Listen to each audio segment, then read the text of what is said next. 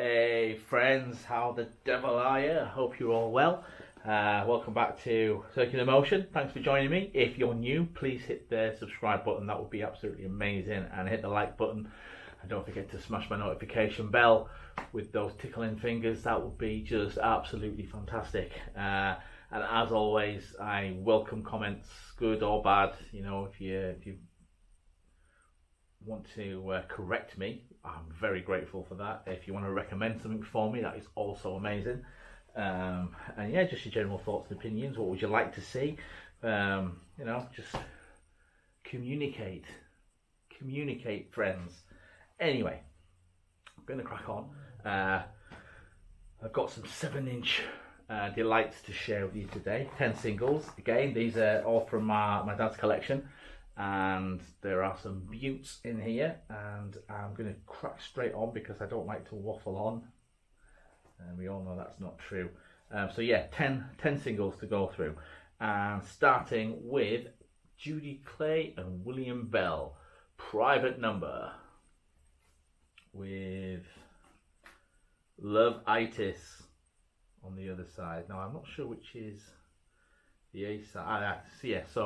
Sorry, Private Number is the A side and Love-itis is the B side. Yeah, it's a nice funky little track produced by Booker T. Jones on the Stax label. This one actually says in the middle here, sold in the UK subject to resale price conditions, see price lists. So yeah, this is, I mean, the cover's a little bit dodgy, but the actual record itself is in excellent condition, as are all my dad's records, just about nearly.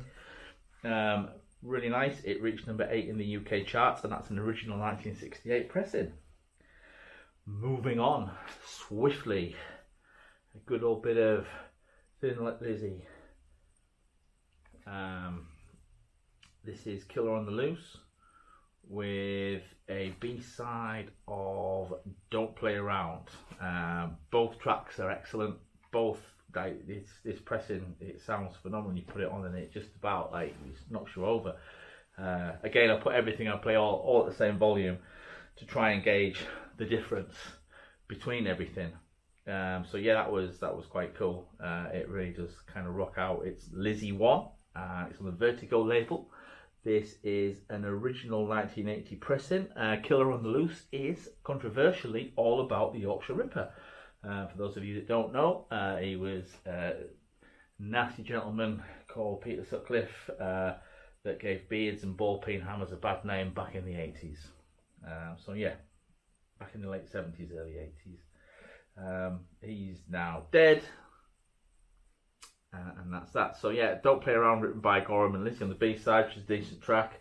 And Lynette wrote Killer on the Loose, and it is excellent.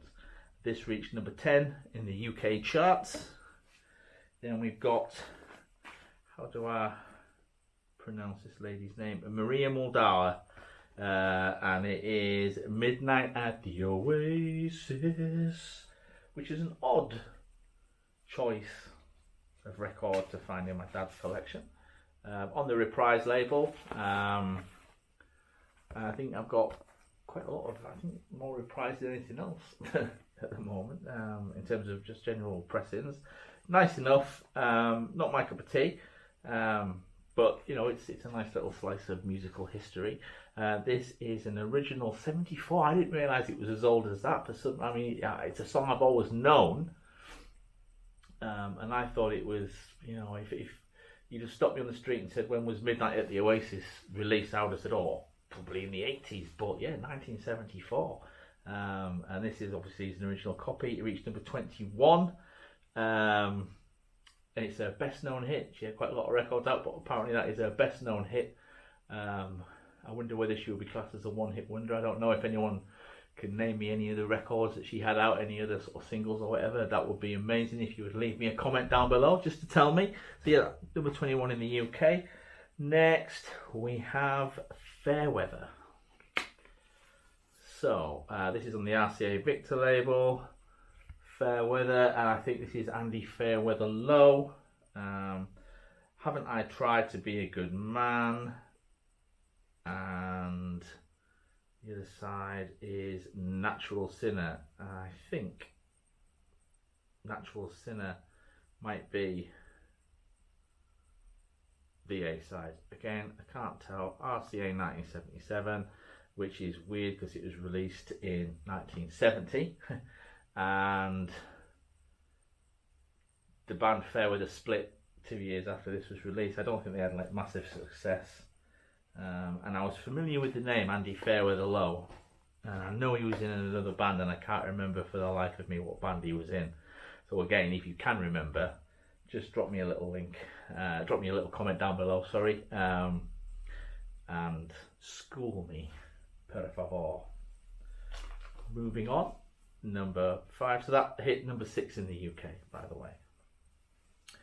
So we have Johnny Bristol, Take Care of You for Me, and Hang On In There Baby, which again, I looked at this and thought, what is that? Why does that sound familiar? And then I put it on and it was instantly like a familiar song to me, which is, you know, it's just stuff that I listen to.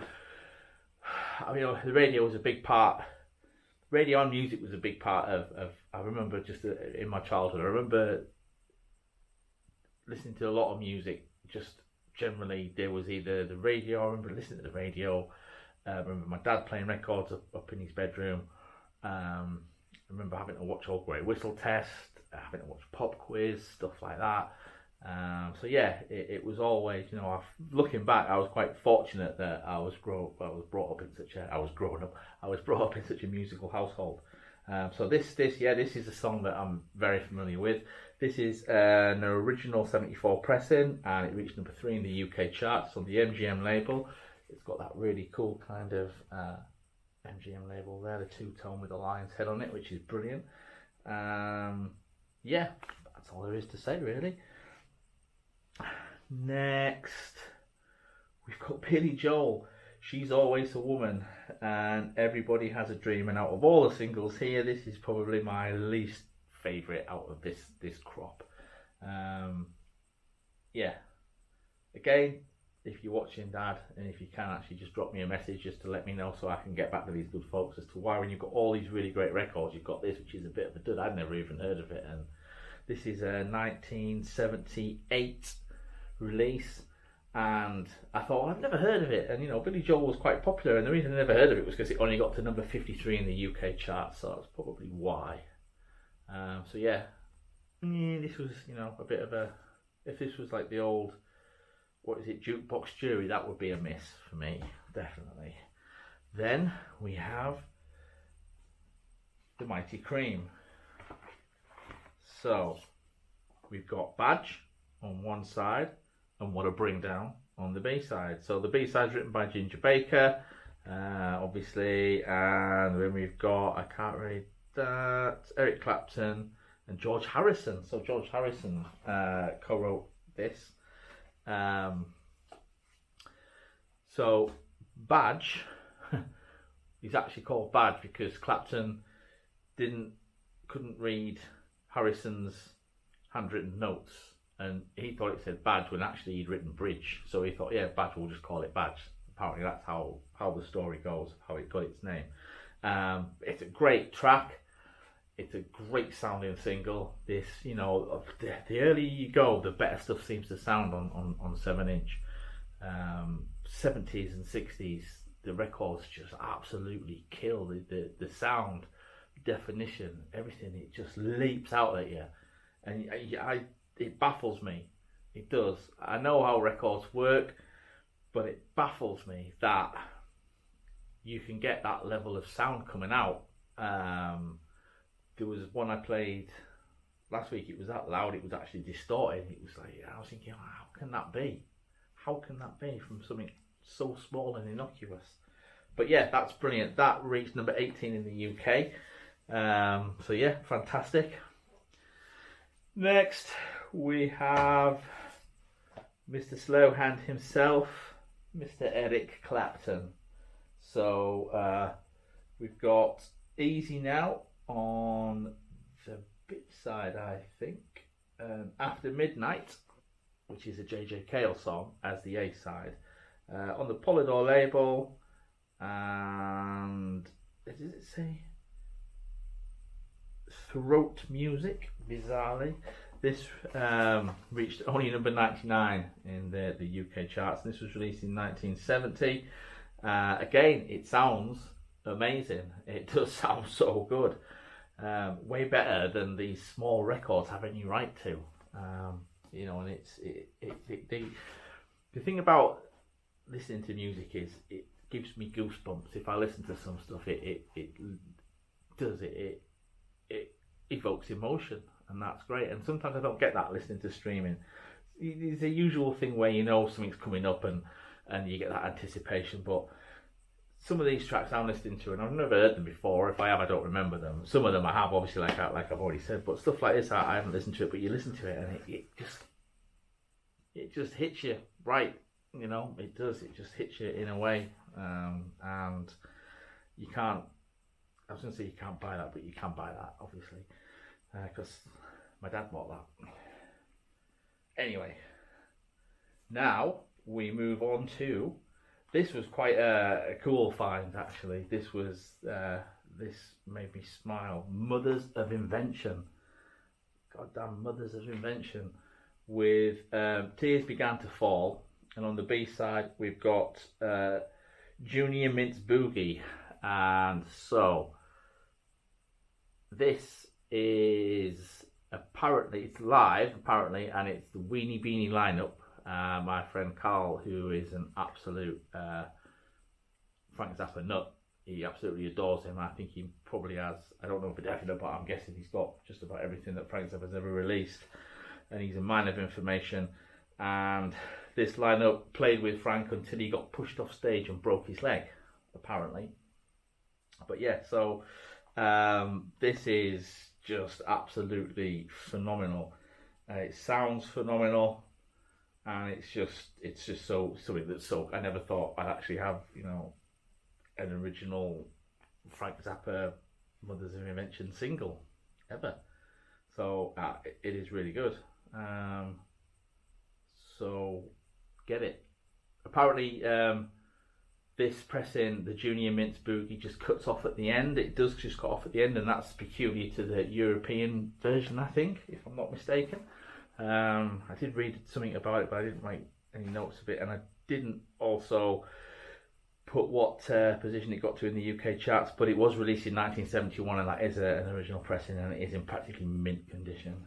Obviously it's not mint condition because I've played it and my dad's played it, but it is in very, very good plus condition. And finally, sticking on a high note, this one actually, apart from its obvious specialness, is actually quite special to me, and I'll tell you why. So, Queen, Bohemian Rhapsody. So obviously this is 1975. This was their absolute breakthrough single. This is what launched them into the stratosphere, and it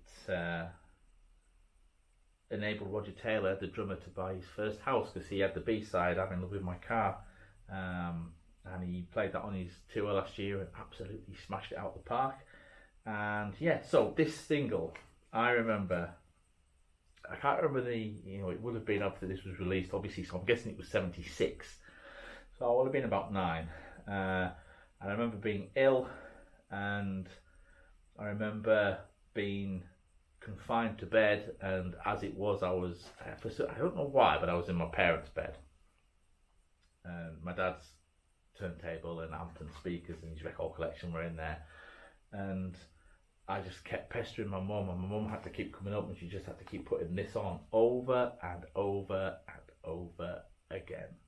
And this, without a doubt, is that very record that I listened to when I was 9. So to actually have it here in my grubby little hands is fantastic. It is fantastic. And aside from anything else, it is a brilliant song. It is. I know Queen aren't to everyone's tastes. I know they have the detractors, but this song is utter genius. It is. It is. And Freddie Mercury was an utter genius. I don't care what you say. You're entitled to disagree with me. If you don't agree with me, that's absolutely fine. You know, we like what we like. We don't like what we don't like. That's absolutely fine. I won't hold it against you for having bad taste. But Queen, you know, are still my favourite band ever. And so this is quite special. I did have this single, and I got rid of it when I got rid of most of my vinyl, and I regret it. I had just about every single that Queen had ever released, and I let them go for a stupid amount of money as well, looking back. But hey ho. So anyway, yeah, that concludes today's lesson in vinyl. I'm in Love with My Car is a phenomenal track as well. It is. Roger Taylor's vocals are just so absolutely cock on. His voice was just perfect for kind of like these raunchy rock songs. But he has such a great range. He's often overlooked. He is as good a singer as Freddie Mercury was. He's just not as good a frontman as Freddie Mercury was. But anyway, that is it. I hope you've enjoyed it as much as I've enjoyed it. I love talking about this stuff. Again, you know, if you've got any comments, please hit me up down below. If you want me to listen to something, if you want me to go looking for something, that would be amazing. Leave me a message. If you've enjoyed what you've seen, please give me a thumbs up. And if you're new, please hit subscribe. If you're returning, thank you. I love you. I want to have your children, and I will see you soon. Take care.